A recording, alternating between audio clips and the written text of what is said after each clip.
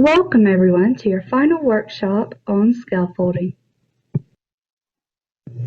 Hi, my name is Ashley Waldroup. Let's knock out our final workshop.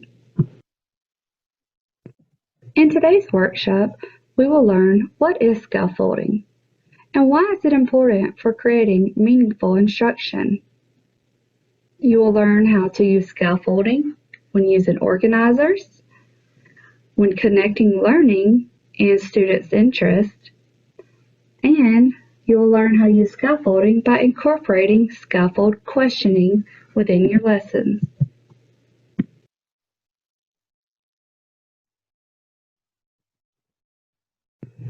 Let's talk about what is scaffolding.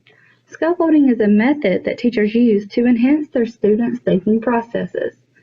When we use these, the students are to complete tasks that are full of mental complexity, while teachers are asserting questions with temporary assistance from their teachers.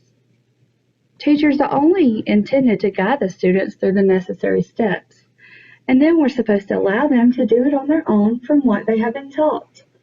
This method of scaffolding has been proven to have positive results where students independently build essential knowledge. Here is our quote of the day. Theories are like scaffolding. They are not the house, but you cannot build the house without them. Think about that a minute. We cannot build more knowledge on top of a foundation that has not been laid and set. We have to set and lay the foundation for our students in order for them to build upon their house of knowledge. Now let's talk about the why. Why is scaffolding important? Scaffolding gives us ways to guide our struggling students as well as address issues within our school for our ELL students. When teaching through scaffolding, we can improve our reading and comprehension skills for our students. We can provide different methods of teaching as well as providing meaningful learning experiences for our students within our school. Okay, the first strategy we're going to talk about today is how to include organizers within your lessons. It is best to do these at the beginning of each chapter or unit because it will provide the student with the who, what, why, how, and what's next. This will give the students that background knowledge they need for their comprehension. You can also have the vocabulary words listed on an organizer with examples and word meanings to introduce each chapter. As you can see, I have provided several different types of organizers that you can use throughout your lessons. There are webs, organizers for summaries, there are organizers for vocabulary, as well as biographies.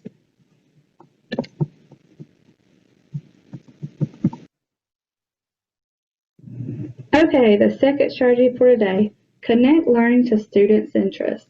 You can do this by engaging the students, modeling the work for them, and guiding them through new material. When you engage the students, you want them to make meaningful connections to the material. You want it relatable and interesting. When you're teaching vocabulary, this is a great way to include the organizers and get the students engaged. When we talk about modeling, you probably need to model the thought process of how the work is done the first few times you give it. You give clear directions, and then the next time, they should be able to do it on their own. When you guide them, you encourage them to do their best. You probably do part of the problem. You can give hints and clues, but this is a great time to encourage them to use their own thought process. The encouragement you give them should give them the confidence they need in order to excel, and it will enhance the students' learning and make instruction more meaningful. Okay, we're halfway there, so let's all stand up and take a quick stretch break. And I'm going to put the timer on 15 seconds. Let's see how many jumping jacks you can do. Ready, go. Just kidding. Okay, now for our final strategy of the day, Scaffold questioning. Scaffold questioning is when the teacher asks students theoretical questions during a lesson, and it gets the students to think in a more complex way. A teacher might try to get the students to think more hypothetically and use their own thoughts versus thoughts of their teacher. This can improve their comprehension as well.